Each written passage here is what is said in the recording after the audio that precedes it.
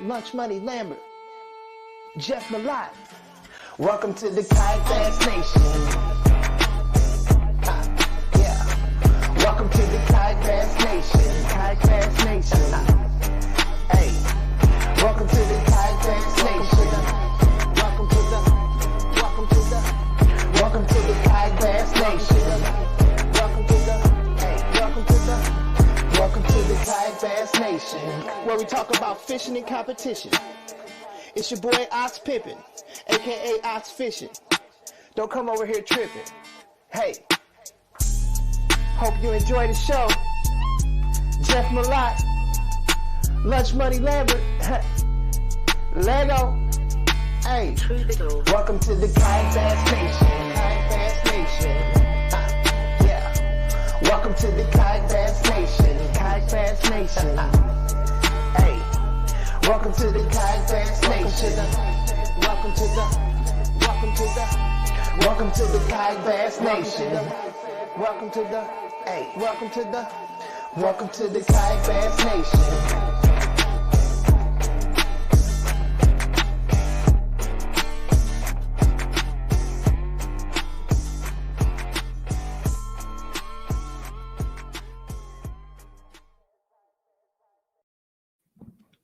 All right, what's up, everybody? Welcome to KBN Live. I'm your host, Jeff Malott. As you can see over there, there's no spot for my buddy Ryan Lambert. He is not here right now. He's running a little bit behind. He was on a turkey hunt, but he will slide in here in just a little bit. So there to my right on the screen, we got my friend and the guy that pulled off one of the best days I've ever seen in a tournament. Guillermo Gonzalez joins the show tonight. Guillermo, thanks for taking the time, buddy. Hey, it's my pleasure, man. Thanks for having me. Yes, sir. So if everyone's just jumping on now, help us out and give this a little share, because I'm sure some people are going to want to hear this story. But, man, Guillermo, what a fun weekend it was to watch you guys throw down there in Texas. I mean, even on Sunday, some folks turned out some nice limits, but Saturday was just something to behold with, you know, several people going over 100 and you throwing up 110.5 inches. I mean, I just want to get into that day. But before we do that, why don't you tell us a little bit about that river system? I don't know that anyone was really familiar with the Trinity River or what that encompasses down there as far as kayak fishing and the kind of fish it can turn out. Right. Well, the Trinity River system is really like it's more of a drainage, really. It all eventually meets down kind of like a little closer to where the elites were fishing this weekend. But it's a drainage that all meets up right around the Dallas area, and then it just keeps going all the way to the coast. And there's a bunch of lakes on it. In fact, Ray Roberts, the Bassmaster Classic Lake, is a part of that drainage basin, and real excited for that event. They're gonna bust some big sacks, I'm sure. But anyways, it's a great little system. We have a lot of really cool, a lot of unique fisheries on it, and clearly top-notch fisheries. I mean, every single one of those fisheries has a lot of big bass in it, with the Trinity River included. I know there were a few guys that did well in the tournament, and they were fishing in the river itself below some of the dams. So that's kind of another cool facet of it. You can actually come out here right in front of downtown Fort Worth and catch as many bass as you want on the river. It's a lot of fun. If you're ever in the area, at the very least, wet a line on the river, because it really is a lot of fun. Without giving up any secrets, is that, I see Matt doing some guiding and catching some giants pretty often. Is he on that river some, or is he just hitting all the different spots around that area? He's ran a few trips on that river, a few successful trips on that river for the people that want to fish out there. But I think the majority of his guiding is on the Brazos. A large majority of his guiding. He knows that river inside and out, and he knows where the big girls live. And if you want to go catch a big girl on the river, you give him a call. So, I saw Trinity River on the schedule and heard river, and I thought that's all it was. But you guys were actually fishing some lake type water, and explain what you were targeting there. You weren't just fishing skinny water for this tournament, right? No, I mean, a lot of the water that I was fishing was pretty shallow. But no, so while the Trinity River is a great fishery, knowing what some of these lakes were capable of kind of kept me off it for the tournament. I mean, it's not out of the ordinary for any of those 3 lakes in boat tournaments to put up 30+ pound bags. And one lake in particular, Eagle Mountain, which is the lake that I wound up choosing to fish the tournament on. I personally have had some insane days out there, and I figured, man, it's a risk, but it's a risk I'm willing to take because I know what can happen out there, and that's exactly what happened, and I'm pretty happy about it. Yeah, that's awesome. Well, let's get into your day because I talked to you earlier today on the phone, and I guess I didn't really realize how it unfolded late in the day. But just kind of take us through. Did you get to pre-fish at all, or did you just kind of go based off what you knew about that place? I did get to pre-fish, and I did a little bit of pre-fishing on 3 out of the 5 fisheries. Okay. I didn't spend a whole lot of time on either. I didn't spend a full day on either, but I wanted to get a taste on how 3 of those fisheries were fishing, and I was able to put some good fish together at all 3. But like I said, I knew for me at least, and for my style of fishing, what was possible on Eagle Mountain. And so I chose to do that. And kind of one of the neat things about how KBF does their format that I think made it possible, or at least a little less scary for me, is the fact that it's 2 tournaments. Right. It's not a 2-day event. And so I figured, man, I'm totally willing to bomb one if it means I tried to put up a mega sack.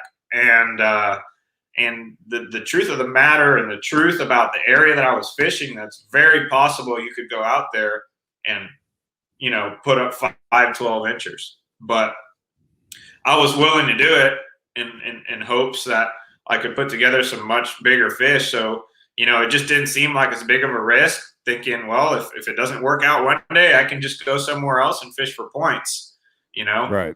But I knew I was going to do that the first day. I was gonna go full bore into it, and I was going to try to catch the biggest sack that I could. And man, that's exactly what happened, which I can't complain.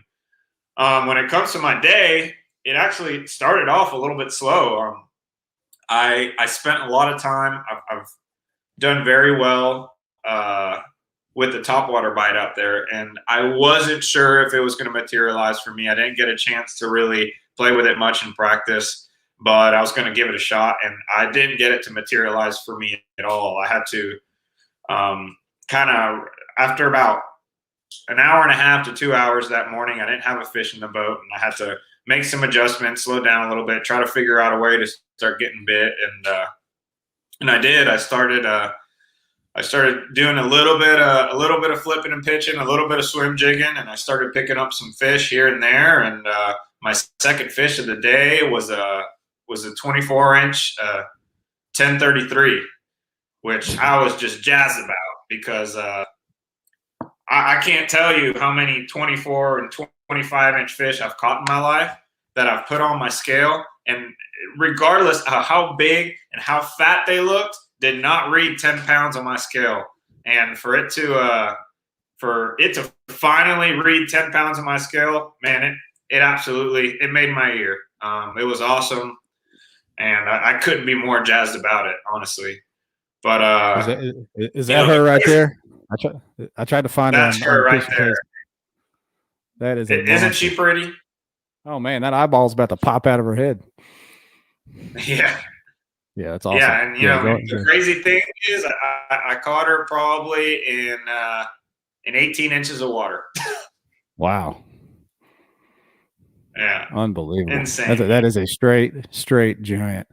Yeah, continue on. Hang on just a second. We got a little breaking action here.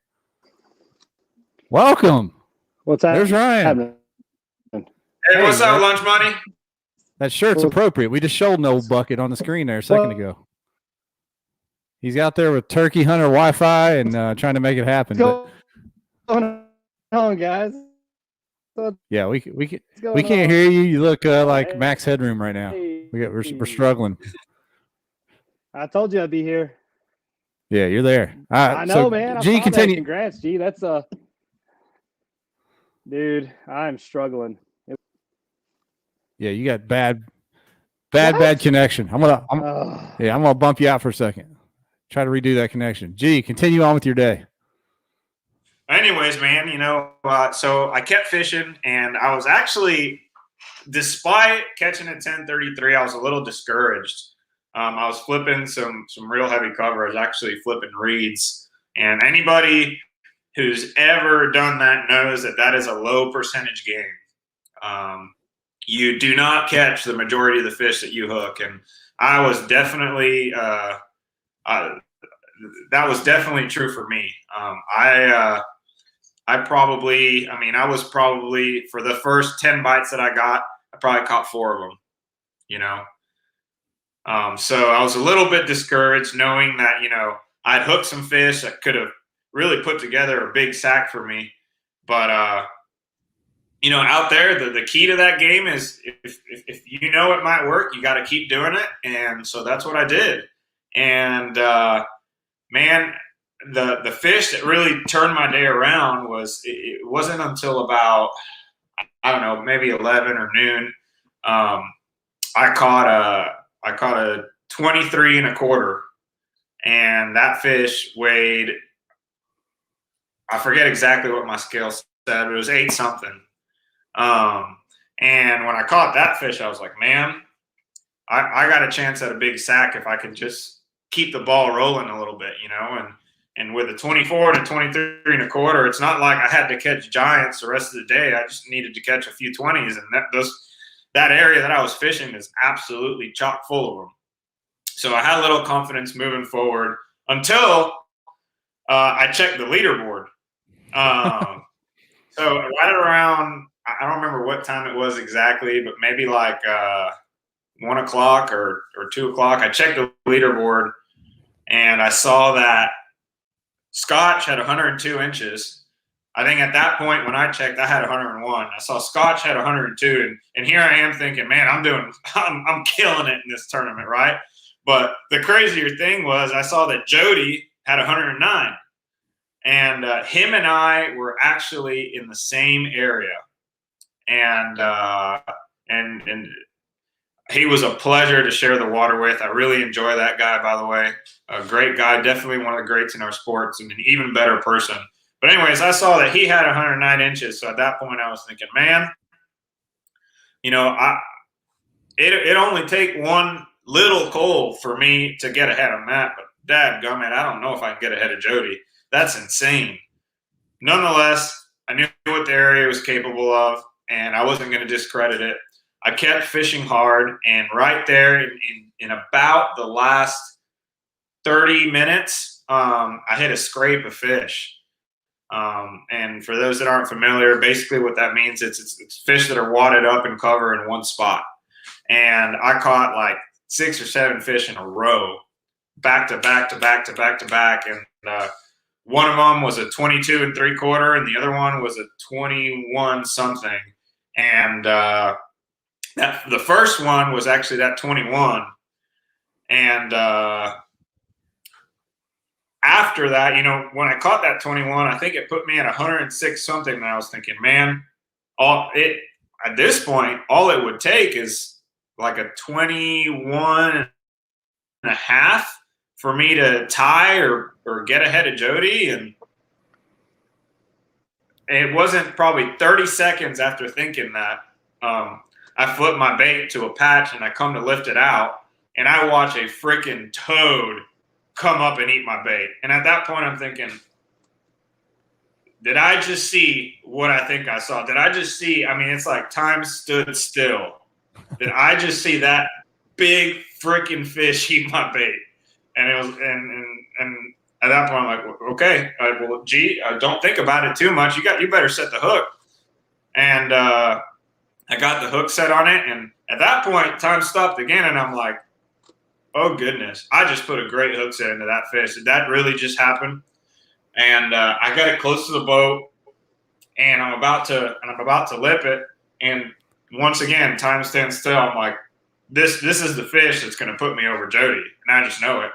And when I had that fish in the boat, I was just in complete and utter disbelief. I was like, I just smoked the freaking Lord knows what out of these fish on this lake, and it felt freaking amazing. And man, I hope one day I get the opportunity to do that again. Well, in a tournament. I don't know if everyone understands this because you said this to me earlier today. You culled 10 inches in the last hour. Is that accurate? Yeah.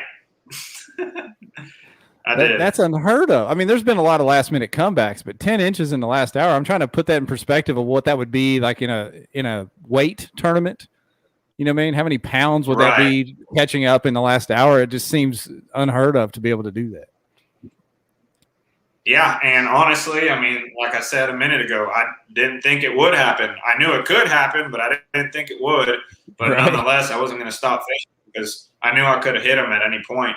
And on that particular day, that area of the lake was on fire, and I knew what could happen. I mean, I've blown 100 inches many times on that lake on a good day, so I knew it was possible, and I was going to keep fishing no matter what. Unreal. I think we got Ryan back. I don't know if he can hear us. He looks frozen up there, but I hope he can hear us, and I hope he can talk. Can you hear us, Ryan? Blink twice. I'm going to share this picture. I don't think we'd be doing Jody. I don't think we'd be doing Jody any justice if we didn't show his 25-incher. That's a monster. Oh yeah, well. absolutely insane. So absolutely insane. And, you know, I'm sure Jody, he's such a great sport and a great angler. How did that conversation go after the fact? When I bet, you know, like you said, you didn't think you were going to catch him. He probably didn't think he was going to get caught. So how'd that combo go with the weigh-in or after the fact? Well, I actually, you know, honestly, the first thing that I could think of. I don't know, man. It's spotty on my end. How does it sound on your end? It's choppy. It's a little choppy. But anyways, what I was saying is, yeah, go ahead. It didn't take till the weigh-in to see him. I actually saw him at the ranch. We were fishing the same area. Oh, yeah, that's right.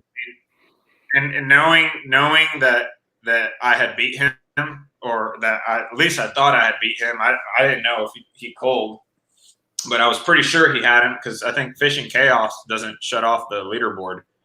But anyways, the first thing I did was I got off the water, I parked my boat, and I ran up to him, and I gave him a big hug, and I said, dude, heck of a day. I'm sorry, man. And he looked at me, and he hugged me back, and he said, dude, like, I got no complaints about today. I'm glad you beat me, man. I mean, if you're going to get beat, you might as well get beat that way. And that, I think, speaks that speaks volumes about who Jody is as a competitor. And I'll tell you what, I'll share any spot with him any day. He can come fish with me whenever he wants. Yeah, and I think a few days before the tournament, there was a picture that surfaced of y'all playing guitar together. So it was meant to be. Oh yeah, for sure. Dale sure, Griffin. Yeah. Dale Griffin said the leaderboard not shutting off was great for people to be able to watch both days. That's true. There's something to be said for that. I know that builds a little drama when you turn it off, but it's nice to be able to follow it. So let's see here. I'm trying to get caught up on some of the comments. Richard Millard said, did they put the second place guy on suicide watch? No, we just talked about that. Jody was a good sport, and Jody's won his fair share of tournaments, so I'm sure he was mentally okay with taking the L on this one. I mean, you can't be mad about 109 inches regardless of the outcome. And that man wasn't even a little bit mad. No, not a bit. If anyone has any more specific questions for Guillermo, throw them in the comments and I'll throw them up on the screen. Let me ask you this. You said something about Fishing Chaos on the leaderboard. Was this your first time using it, or have you used that app before? This was my I think first if you time. go to Texas, you got to kind of expect Guillermo, Scotch, or Joseph to take your money at some point. Yeah, it's pretty much a given. So first time out, what'd you think of using it? You know, I was pretty impressed with it. It's certainly different from iAngler or Tourney X, but Once I kind of got the hang of it, everything went real smoothly, and overall I was pretty happy with it, for sure.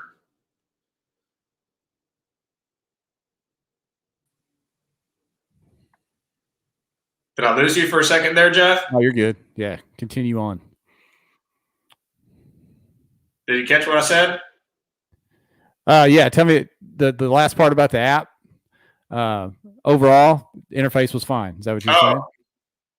Yeah. Overall, once I kind of got the hang of it, I thought it was really smooth and honestly pretty easy and pretty quick to use. I got my fish submitted very rapidly.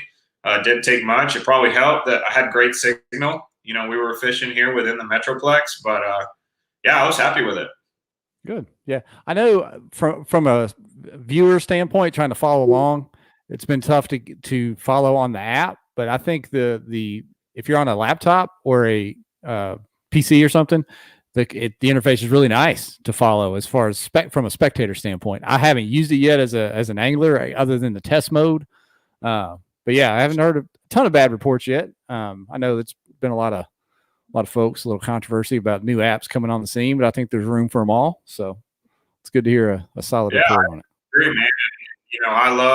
I honestly, I'm a big fan of all the apps. I think every app has something good to offer, and I'm looking forward to using Tourney X next weekend on Dardanelle for the Hobie BOS tournament.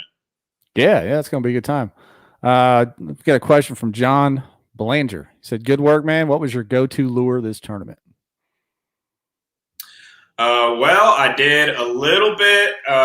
So my go-to this tournament was kind of like a punch rig. I had three go-tos. I was throwing a swim jig a little bit. I was throwing two kind of craw/beaver style baits, and I was throwing them one on a 3/16 ounce weight, and one on a 3/4 ounce weight.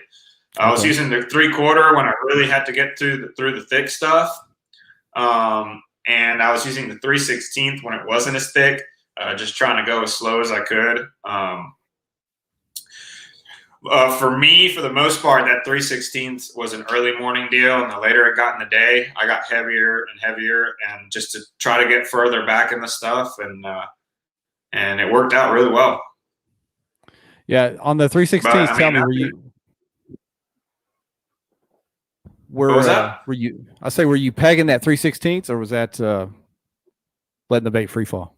Yeah, I was actually, because I was still using it in some cover. Like I said, I was fishing reeds, so not all of them were really thick. Every now and then you'd hit some real sparse ones, and you could actually get away if you can skip a lure real good. You could skip it way back in there and fish it real slowly through that stuff, and that really panned out well for me, especially in the early morning hours. I got you. We're getting getting some good comments here. I'll throw them up for you. A lot of congrats and amazing wins. Lambert has thanks, guys. Ryan pressed eject from the attempt to join our stream here. He is off in the wilderness, and we were just had frozen lunch money, as I think somebody said up in the comments there. So he's in the comments now. So he said something about if you show up at a big event in Texas, you're gonna give some money to G. Scott or Joseph Sanderson. That's for sure.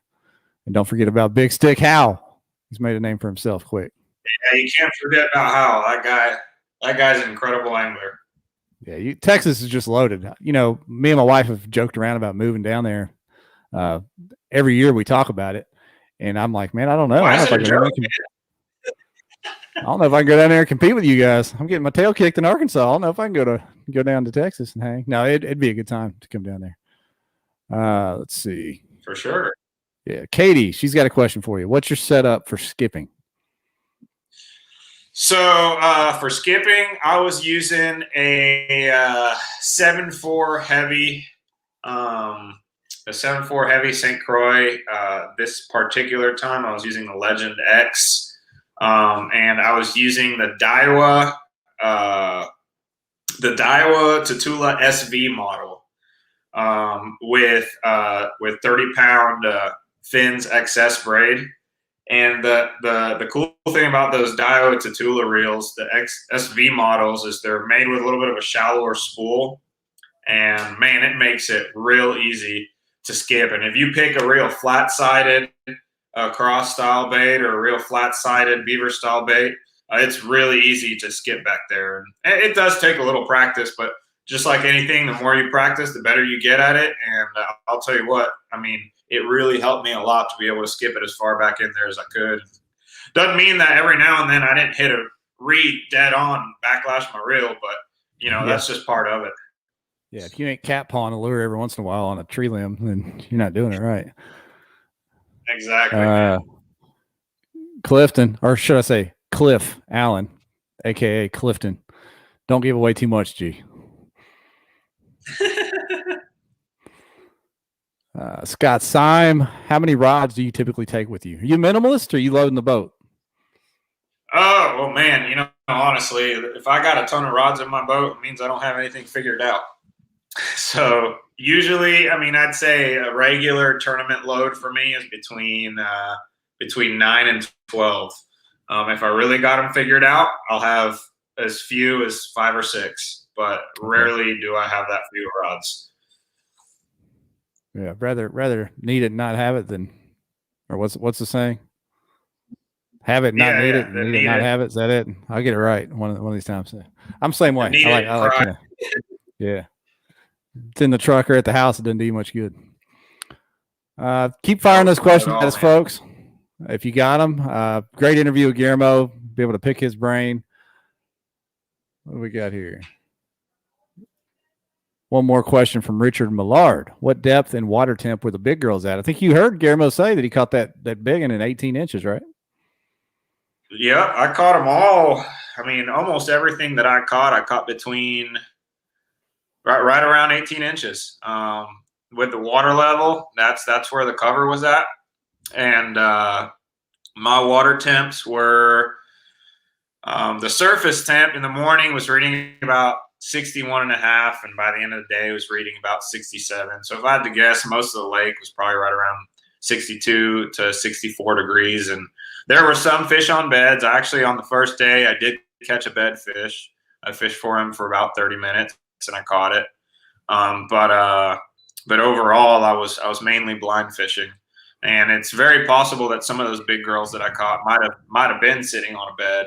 But there's no real way of knowing, really. Some of them had some bloody tails, and they looked to be pre-spawn. They would look like they hadn't laid their eggs yet, but you really never know. Some of those fish can spawn and put the feed bags on and get fat again real quick. How long does the spawn go on down there in Texas? I guess DFW is really not as far south as you think it is. So, I mean, the spawn doesn't kick off quite as early as you imagine down in deep South Texas, right? Yeah. You know, the spawn in East Texas tends to kick off. You know, typically it really varies. This year it kicked off a little later because of that big freeze, but starts to the fish really start thinking about it right there in late February.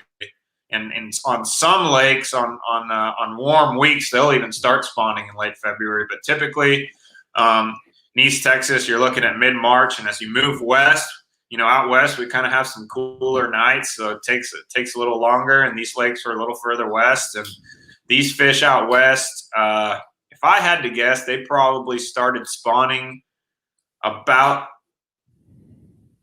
3 weeks ago. And we're kind of in the heat of it right now. And honestly, I mean, I've caught fish on beds, especially on Lake Fork, all the way into late May. So while there's very few fish spawning at that time, there are some late bloomers that move up and spawn as far late as May. But usually by about the first full moon in April usually marks the absolute heat of the spawn here in North Texas. Gotcha. Awesome. Well, speaking of spawn time, the next event I think on your schedule is Dardanelle, and it's about ready to happen over there. I know you're looking forward to that one, right? Oh man, I can't tell you how much I'm looking forward to that one. You know, last year we hit it in September, and I really enjoyed fishing it in September, and I can't imagine how much I'm going to enjoy fishing it in April. I mean, I think it's going to be a lot of fun. I think a lot of good fish are going to get caught. You know, I think we're going to see some sacks, and I hope I'm one of them. Ryan's got a question for you. Did you fish around Cody at all? He said, how good does Cody look fishing from that PA? I don't know if you saw him out on the water. You know, I didn't fish around him at all, but I did see a picture of him, and he looked like Cody, doing Cody things. The picture that I saw, he was holding about I don't know, it looked like a 6.5 pounder or something. So nothing out of the ordinary. Ryan's apologizing. He said his cabin has Arkansas level Wi-Fi. My Wi-Fi is going fine here in Arkansas, and it's even storming outside or trying to. So we're hanging tough tonight. Hey Ryan, so yeah. I hope the turkeys are gobbling. That's right, man. I hope they're gobbling for y'all. So speaking of Dardanelle, last little bit of this conversation, we've got a bonus guest, a little special guest. We're going to slide in on you guys. Welcome to the show, AJ, Hobie BOS tournament director. That's his whole title tonight. What's AJ, up, G? What's up, my man? How are you guys doing tonight? It's good to see you. Good to see you too, man. Congratulations. Well. For this weekend. Well, that's what we're here talking about, man. It is tournament week, and you know, you don't have to worry about this because you registered weeks and weeks ago. But some of these folks are still waiting to slide in for the last 48 hours of registration. But man, we got 91 anglers registered right now. So you know, I still think we'll see 20 to 40 more people over the next couple days, and it's going to be a good event, man. It feels like forever since Broken Bow. I'm excited to get this thing rolling and you know, get it back going. I mean, we pretty much go one every 3 to 4 weeks for the rest of the season now. So it is it's coming quick. Yeah, man. And AJ, are you proud of me, dude? I signed up like 2 weeks ago. But I am, man. I'm proud. I feel like some people have personally let me guilt them into signing up much earlier than they would prefer to, but I appreciate it. And, you know, well, you know, there's also been some people where I've had to remind literally like 10 minutes before registration closes. You know, so it goes both ways, but you know, I feel like this is the perfect platform to talk about this. Before we transition to Dardanelle, this is Jeff. You've seen a little bit of it in the group message, but you know, I'm going to talk about registering for tournaments. And let's go. You know, I feel like everybody's got their own situation, and I completely understand if somebody really does need to wait until a certain day for registration, but what I always find watching people's feeds, listening to people talk, is the very last thing that people do is register for a tournament. They buy their license, they get their lodging, they make all of their plans, and then literally like a day or two before registration closes, they sign up. And every event, whether it's Bass or KBF, there's always this big push right at the end of registration for people to sign up. But what I would love to see is if people transition to registering maybe a week or two earlier. Maybe register is like the first thing that you do for an event, because here's the thing, like we all get excited when we see an event with certain names. We all get excited when we see that event eclipse 100. You know, those are things that like people get excited about, and you'll see that, but you won't see it until like the day before. So like if we had 100 people signed up by last Friday, this week would have been nut. This weekend, people would have been like talking about it and going crazy. So I feel like we could do better at promoting and registering for our own events just by sliding in there a little bit earlier and, you know, get at it. So that's my request to you guys, is maybe just for me and other directors out there, get into your events a little bit earlier, help people get excited about it quicker, and we can probably end up having larger events if we all kind of do that thing. So that's my soapbox. And y'all be careful now. Steve Fields is pushing for more money for later registration. So if we end up having to go that route, we'll remember this conversation. Yeah. But no, I get it. Everybody's got their own situation. I'm just happy that y'all want to come out and fish with us. But man, we would love to fill these tournaments up even sooner. It would be awesome. And it's just one less thing you have to worry about. And, you never know who's out there looking to see who's going to be in this tournament. It gets them motivated to go too. So appreciate everybody that signs up early. Kate Fields is like the first person to get in every event. Appreciate Kate. And then, like you said, Ryan signed up like 3 days earlier than he normally would. Guillermo was like 2 weeks earlier. Mm-hmm. Jeff got in there. I mean, it's been special watching people, get in there a little earlier than they normally would. I'm excited, man. I'm ready to get this thing rolling. I leave Thursday. I'll be making the trip in one day from home here in Tennessee, and we'll be getting things set up on Friday and rolling out the red carpet for you guys on Lake Dardanelle State Park in Russellville. Awesome. It's going to be a good time, man. The lake's about to turn just right. There was a local event down there this last Saturday, a Central Arkansas event. Took 88 to win it. A lot of fish caught, and they were just getting right. The fish are trying to move. So I think it's going to be a good time this weekend. One of my favorite commenters, Taylor Howell. Did you see what she put up in there? Oh, yeah. Trying to scope out. Do you think there's any of that? You think people try to see who's in it before they drop their money? Or are they just heavy procrastinators? What do you think there? I'll let G speak on that. When I see the big games. Yeah, that's right. Well, and like for me, I used to get motivated when we got to certain numbers, because then you start talking about different dollar amounts, different payment amounts. Like you start thinking about like real stuff. Like, Brian won like $9,200 because 175 people rolled up to Lake Seminole to start this season. If we were sitting at 130, 140 right now, there would be a different level of excitement. Now we might still get there. We're definitely going to get there in a few events later this year. I got my man Vinny over in North Carolina already pumping up Lake Hartwell. He's concerned that it's going to cap out at 200, which is our max. And so he's going ahead and getting his crew in that region to sign up early because he wants to make sure Queen City represents like they always do. And so, I mean, we'll see how that goes, but there's already 31 signed up for that event, and it's not until mid-May. So, I mean, and I think we've been getting 4 or 5 a week, just since we opened it up just a couple weeks ago. So it's been we're not releasing all of our events to register right out the gate. So, we don't put them all out there and want everybody to have to shell out $260, immediately for all these events like the, professional fishermen have to do. I mean, they have to pay for all of their events up front in a lot of series. And some of these like BFLs and other events like that, they have a registration date that's way earlier. In most cases, it might not be BFLs, but some of those other big events have registration dates that are months out, and they're full. So who you're fishing against and all of that stuff. But we used to like literally take registration at Friday at 5:00, and that puts so much extra on our directors. And so we're moving ours back a little bit, and appreciate people signing up early. We really do. It gets me excited knowing we're rolling into a bigger event. And like G said, he gets excited seeing certain names and seeing certain numbers, so he can start figuring out, what that check's going to look like if all things go the way that he's planning on.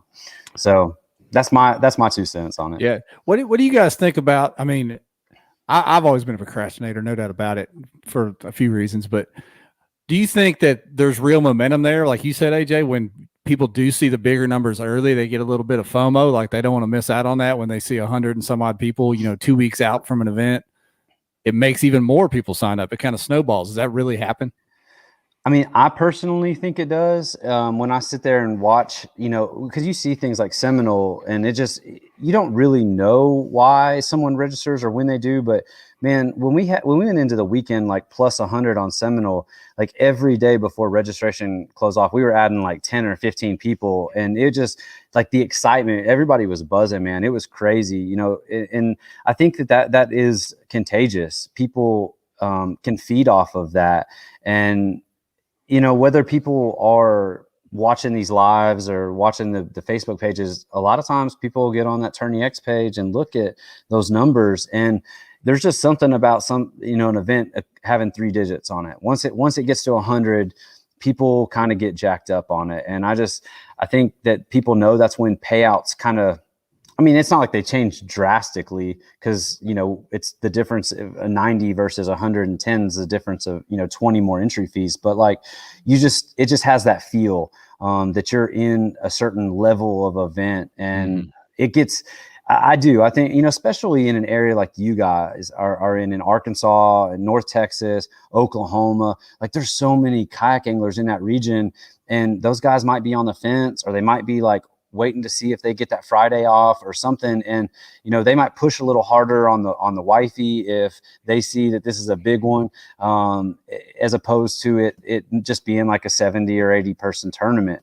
So, on the flip side of that, with points, people were kind of like, they were looking keep it low, keep it down. Yeah, they were looking at Watts Bar thinking they could sneak in some points, and then all of a sudden we messed around and had 90 in that event too, in the frigid cold. And so I see that playing both ways, but this early in the season, everything's still up for grabs. Really, like, there's a couple anglers that have had really, really, like 2 really good finishes. There isn't anybody that's had like 3 really good finishes, but like the whole season is up for grabs as far as qualifying and getting those points that you need. And I just think that, like, there's no reason to be kind of worried about that right now. There's going to be plenty of other events to steal some points in. We're not even halfway through this season, so we've only had 3 of 10 events. So plenty of time. I know Jeff's trying to get qualified this year. He's trying to come to Alabama. I know G's doing everything he can do to make things happen. And, he's 2 years in a row at the TOCG. So you're trying to make it 3? Yep. Great every time. Man, I'm all in on trying to make it this year, AJ. Got off to a good start at Broken Bow. I just got to keep the momentum going. Yeah, we, Lambert's not on here.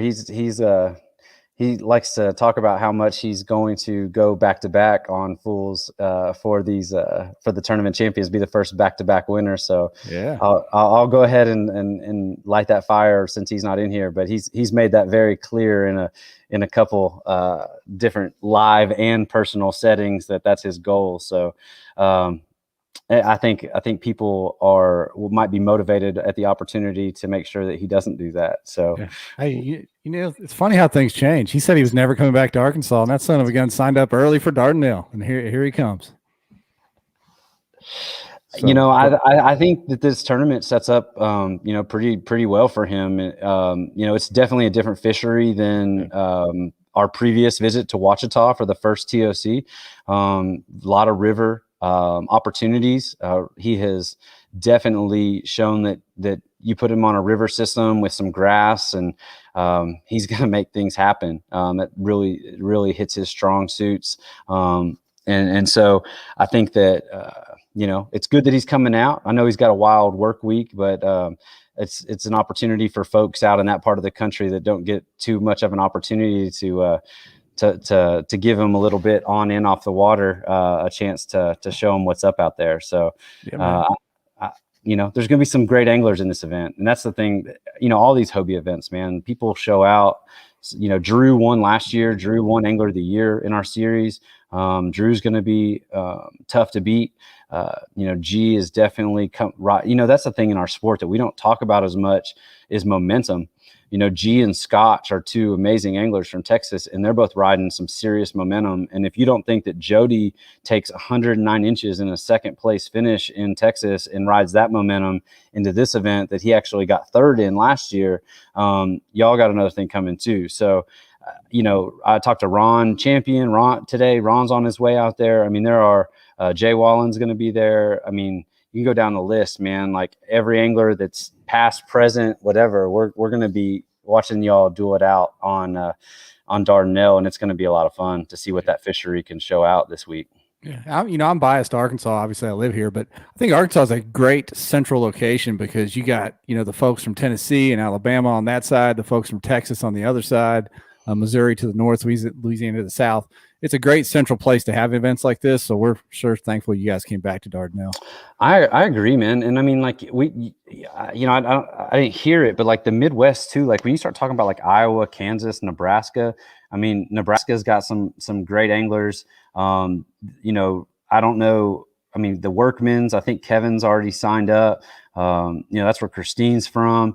I think it still says Nebraska on her Tourney X. And then that's where Nate, that won Lake Fork. I mean, Nate's from there. I don't know if he'll be at this one, but I know he's planning on coming to some, BOS events down the road. I mean, there are so many good anglers in that region too. Richie McMichael, Mel Richie. Ash. I mean, those guys have traveled and done well in tournaments all over the country. In Arkansas, like you said, man, Arkansas is kind of like Kentucky Lake, man. It's like, and they're not that far from each other, really. When you start looking at it geographically, it can bring so many people together, and really not have that far of a drive. Right. I mean, ideally you want a bulk of your competition to feel like they can be in an event within 8 hours. Now, I know a lot of people travel more than that to come to a lot of these events, but an 8-hour drive is a long drive. But you can knock that out and get in there, and that's. When you start looking at that 8-hour radius, there's some amazing anglers and some amazing clubs. And that's the thing too. Like if you're coming and representing your club at one of these events, throw a post up in your club page. Let the rest of your club know that these events are coming to your community. This is how this whole sport grows is, the big events supporting the smaller events supporting the big events supporting each other, the smaller events supporting each other. If everybody just supports this thing, we're just going to keep rolling. We're going to keep cashing bigger checks. We're going to keep having bigger opportunities. But it all comes down to just anglers supporting each other and directors supporting each other. I think that this community has done an amazing job doing that just recently. Cliff Allen says you're a great speaker, AJ. Oh, I thought he was reminding. I misread it. I thought he said I was the guest speaker. I thought he was reminding me that I'm the guest to kind of like tone it down a little bit. I was like, man, I appreciate it, Cliff. I'll calm it down, push it back over to Jeff and G. G, you were there in the fall, obviously, and you said you're looking forward to coming in the springtime. What are your thoughts about the lake this week? Well, I mean, I know, like I mentioned earlier, I know how much I enjoyed it in the fall. And, September on just about any body of water in the country can be a really finicky time of the year. And I know it was finicky for a lot of people, but nonetheless, as much as I enjoyed it in the fall, I can only imagine how much I'm going to enjoy it in April. I think it's going to be fantastic. I think a lot of fish are going to get caught. And I think it's going to be a really exciting tournament. I think the numbers are going to be a little tighter than they usually are. And I think that makes it exciting for everyone, spectators and anglers alike. So I'm really looking forward to it. And I can't wait to get out there. I should be rolling over there sometime tomorrow. Yeah. And just so you know, for everyone coming, Arkansas did lift their mask mandate, and there's some capacity restrictions lifted, so people can kind of get out and about a little bit and go out to eat, enjoy each other's company in Russellville. Is there going to be any kind of live meeting or live meetup officially other than the top 10, AJ, for this one, or is it still going to be drive through?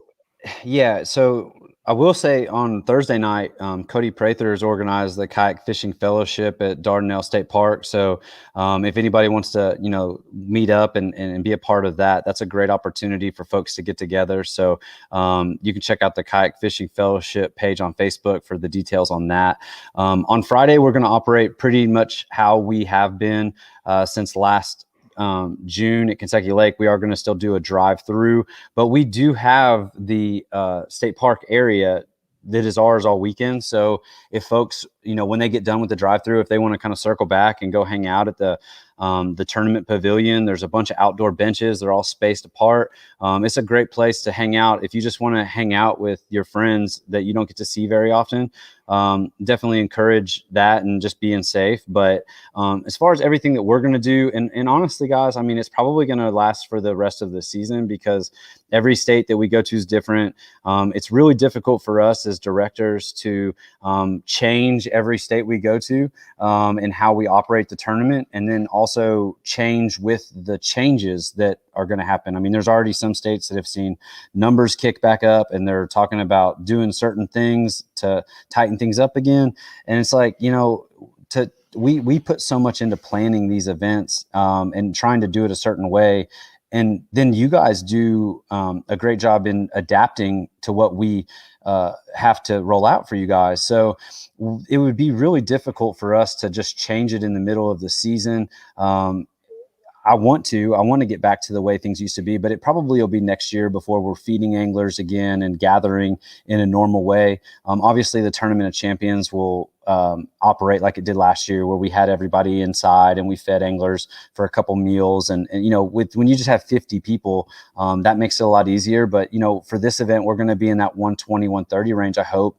But when we go to Sam Rayburn, or when we go to Lake Champlain or Hartwell, we could be dealing with a much larger crowd. And that changes not just the buildings that we've already reserved and booked for these events, but it also changes maybe the way that we have to handle that group. So there's just a lot of logistics that are involved there. And it's honestly been a lot easier for us to operate this way. And it takes a lot of the time away from the angler that they've had to commit to coming back to check in and being there for a long time as well. So I've heard a lot of people appreciate that, but the reality is like, there's going to be one night at least where you guys are coming and hanging out with everybody, because that's ultimately why this whole thing started on Kentucky Lake. So probably in the future, Friday nights, we'll have our get together, our meal, and then probably incorporate some of the things that we've done through COVID to ease back on you guys throughout the weekend. But, it's way too early to start talking about next year. I mean, we're working on next year's schedule a little bit behind the scenes, but we're definitely not planning logistics for next year right this moment. Now, that one of the things about this entire pandemic is everyone at their own places of work, and with our kayak tournaments is we've been forced to be efficient. So I'm sure we'll keep a lot of that stuff in place. So good stuff, man. Ultimately, we just want to keep everybody safe and healthy, and we've all got opinions on the right and wrong ways to do that. But ultimately, we've got to just operate, for the group and for our staff and everybody, and make sure that we come away with this thing in the best way possible. Yeah. I don't know if you guys saw Eric Morris in the comments there. He said he's bringing his A game. He just won a local event down there. Eric is a factor. He's been a factor on tournaments around the region and nationally already. So heads up for Eric. Always be watching out for him. Garrett Morgan. I think Corey Hopper did real well in the Hobie event there last year. So we got some local sticks out for blood. So it's going to be a good one. Definitely some local sticks in this one, man. But this event, I'm just so impressed, like where some of these names are popping up from. I mean, I know there's a Ohio contingent, an Indiana contingent. There are so many people from different areas coming into this event, and that's the cool thing. There's a couple buddies rolling in together and just enjoying a week fishing. And then seeing how things play out for the tournament. It's, these events, I know a lot of people look at these events as like a high level deal. And I think the entry fee in the 2-day definitely dictates that mentality. But at the end of the day, a lot of people still come to these events and they just treat them like a fishing vacation or a fishing trip. And they come out with their friends and their family comes. This still isn't open. It can be for anybody. I don't want people to be discouraged or intimidated by this field. Everybody that's going to be in this field has gotten their tails whipped by somebody else in this field. And that's just how fishing goes. But it's a lot of fun. Encourage just anybody to come out. You don't have to have a Hobie. It doesn't matter. We just want you to come and fish and enjoy this series. It's going to be a good time, man. I'm looking forward to it. Anything else before we get out of here tonight, guys? It's been a great interview. Guillermo, I appreciate you taking the time. That was so much fun to watch Saturday. I can't wait to see you guys. I'll bet, man. I mean, I just can't imagine. I can't wait to see all you guys this week down here closer to my neck of the woods in Arkansas. It's going to be a great time. Can I ask Guillermo a question about this week? All right, Guillermo. So, I mean, obviously everybody saw what you and Jody did on day one. And I might have missed this earlier if he was asked, but what happened on day two? Because I mean, you didn't have a bad day, but like there were no 100-inch limits. It was definitely seen from a outsider's viewpoint that something changed because the amount of big fish was drastically different. And I think it's a really interesting perspective as a director from a 2-day tournament. into how that tournament played out over 2 days, although KBF operates 2 single-day tournaments. So what changed for you on the water, and how did you kind of adapt to that to still put up a decent limit on day 2? Well, I mean, so I went into the tournament with a little bit of a different strategy than I typically would for the event. And I knew that I looked at it as 2 opportunities to win a tournament, right? So I was going to go hard both days, including the first day. And I chose to fish the lake that I fished because I knew the potential that it had. Not necessarily because I was catching the most fish there in practice, but because I knew what could happen there if the stars aligned. And so I decided on that first day to everything that I knew, I was going to fish it as hard as I possibly could. And if there were fish somewhere, I wasn't going to leave till I caught them all. And so I think Jody and I both kind of did that the best we could. And I think that was pretty evident. Now on day 2, we had kind of a wind shift, and it took a lot of the areas that the both of us were fishing kind of out of play. And we still had some good areas left, and we fished them. And kind of the nature of what we were doing, it's a very low percentage game. We were fishing in some pretty thick stuff. And if I had to guess, my percentage for bite to catch was probably right around between 40 and 55%. I was missing more fish than I was catching, not because of any lack of technique or anything like that, but just because that was the nature of what I was doing. And I've been doing that kind of thing for a long time here in Texas, and I knew that going in, but I also knew that if I got enough bites, I would get enough big bites to have a really great day. And that's what worked out the first day. I got a lot of bites, and even on that first day, I missed a lot of big fish. And it could have gotten even stupider than it was. And Jody and I kind of talked about this. We'd caught every fish we hooked. It could have been even way more ridiculous than it was. And but nonetheless, it still ended up being pretty ridiculous. And we had an awesome time. And even on day 2, we talked about this as well. The both of us had some other really big bites, and we very possibly could have been well over 100 inches on day 2 as well. But like I said, it's a low percentage game, and if you're going to play it, you better be ready for what can happen. And unfortunately, I just didn't land enough fish to get up high enough. But I certainly had some really good bites, and everybody in that area did. The big fish were chewing, and it just the bite did change a little bit, on top of the fact that we had really sore lipped them hard.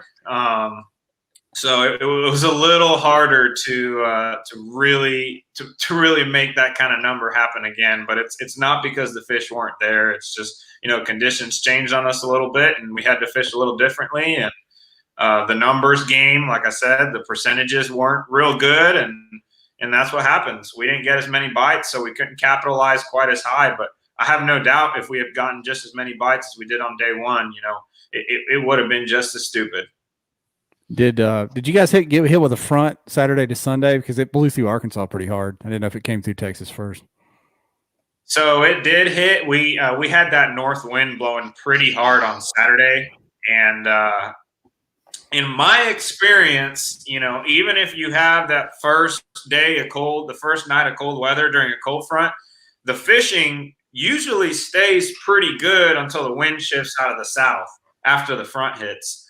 And that's exactly what happened. That even on that north wind kind of cooler day, the fish were still chewing really, really hard. And it wasn't until the wind shifted again out of the south and that front had already passed through that the bite kind of got a little bit tougher. I got you. We got another question before we wrap this thing up from Ryan No Signal Lambert. He's asking you to call your shot. Will you beat Matt on Possum Kingdom? Who's the biggest stick in Texas? Well, I'll tell you what. I've had some absolutely ridiculous days on Possum Kingdom, but I've never done it in a tournament. But I plan on doing it in this tournament. So heck yeah, I'm gonna beat Scotch. Yes, sir. I'm calling that shot. I like it. I'm gonna double down on that. 3 days before that tournament, what about Sam Rayburn? Oh, the momentum. Who you got on Sam Rayburn? Is that Joseph Sanderson's territory, or you think maybe some guy like Mike Jeff might show out on Sam Rayburn? I know Jeff's been known to do some things out there. Not Jeff. Oh yeah, for sure. Not me. I never even been there. You talking about dreadlocks, right? I've got a few guys that I would put my money on, and it's really hard. It's really hard to bet against guys like Scotch. It's especially hard to bet against somebody like Joseph Sanderson on Rayburn. He's, I think, of everybody in that tournament, he's got by far the most experience on that lake. I mean, by far. He knows it really well. He knows a lot of places you can catch him, especially at that time of year. I think that time of year really suits his strengths. If I had to say, I'd put my money on him. But I'm also, my other sleeper is of course, Brian Howell. That guy knows how to catch them in this state. And I actually don't think he's ever fished Rayburn, but I bet he'll figure it out. He loves fishing that grass. Rayburn's got it, right? More than he could ever dream of. Yeah. Well, that's the thing about, Sam Rayburn is like a lot of people haven't, despite it being such a big name lake, a lot of people haven't spent a ton of time there, even guys in Texas or surrounding. There hasn't been a lot of national tournament. I don't know if there's been any national tournaments that have gone there, but there's been some local clubs that have hammered it. So I'm really excited to get down there in early June and see what that lake has to offer. But that's one of those things. Don't be intimidated to drive down to Texas. And if you're already coming for the Bassmaster event, I'm pretty sure that they don't start practice until Sunday. So you could fish both days of the Hobie BOS event and only miss one day of practice. You're still going to get more practice than half the people that are coming down there. So you could double dip, have an awesome Texas trip, cash a couple big checks, and take advantage of all that. I don't know. I mean, maybe like 6-7 hours apart, maybe a little bit more, or is it closer than that? I don't even know if it's that far. If I looked at it on the map, right? Because Rayburn's only 7 hours from me. Say that one more time. How far is PK from Sam Rayburn? Like 5-6 hours? It's right at about 5.5 hours. Oh yeah. So I mean, and one note about Rayburn, and this for those of y'all that are kind of thinking about fishing it, I'm going to tell you right now why I think if you're thinking about fishing it, you should just go ahead and sign up. And they say this about so many lakes, but I'm going to tell you right now, there's not a lake, I think, on planet Earth where this is more true in June. Okay? You can catch them on Rayburn. You can win the tournament on Rayburn doing whatever you want. You can find a place on Rayburn where you can win doing that. I mean, if you have a strength that you just have tons of confidence in, I'm telling you, bring that one rod that you're going to catch them on to Rayburn and figure out where you're going to catch them, and you will probably catch them doing that. So bring your confidence, bring your strengths, and I'm telling you, you will find a way to have a good day on Rayburn, because that lake is absolutely downright incredible. It has so much to offer. Every kind of cover you can possibly imagine. Deep, shallow will play, top water will play, everything's going to play. And I'm really excited to see, and I'm really looking forward to hearing about how many different ways the top 10 caught them, because I'm telling you right now, everybody's going to be doing something different. That's awesome. I'm excited to make that trip. A lot of times we hit those big name bass factories early in the season, and traditional tournaments, we don't get the weather that we hope that we get when we schedule something 6, 7, 8 months out. So to be in June, it should be very consistent. We might be dodging some storms and some heat, but I mean, the fish are going to be chewing. That'll be a fun event, but we can't get there until we knock out Hartwell and Dardanelle this week. And we can't wait to get into that. I'll be posting into some results into the KBN page like normal. Thanks for sharing that space with me as I promote, these anglers that you guys, have this audience for on KBN. So thanks to that. And thanks for the time tonight. And also just another congratulations to G and Scotch for 2 big wins in Texas this past weekend. Yeah, that's right. Thanks, buddy. Yeah, I don't even know if I said congrats to Matt, but congrats, Matt, for Sunday. I got too caught up in the 110 inches. Sorry, Matt. Good job, buddy. Yeah, looking forward to seeing everyone in Arkansas this week. Thank you to everyone for watching and getting in the comments, whether it was on Facebook or YouTube. Our YouTube audience is growing slowly over there. We appreciate y'all. And, of course, everyone that's catching us on the audio podcast later. We appreciate you guys a ton. But, yeah, AJ, thanks for slipping in, being our little secret surprise guest. And, Guillermo, thanks for sharing that unbelievable story with us tonight, man. That was fun. It was fun being out there, man. Yeah. All right. We're going to wrap this thing up. We will see y'all next Monday, hopefully with the Hobie BOS winner. We are out of here. See you guys. Thanks, guys. Hey.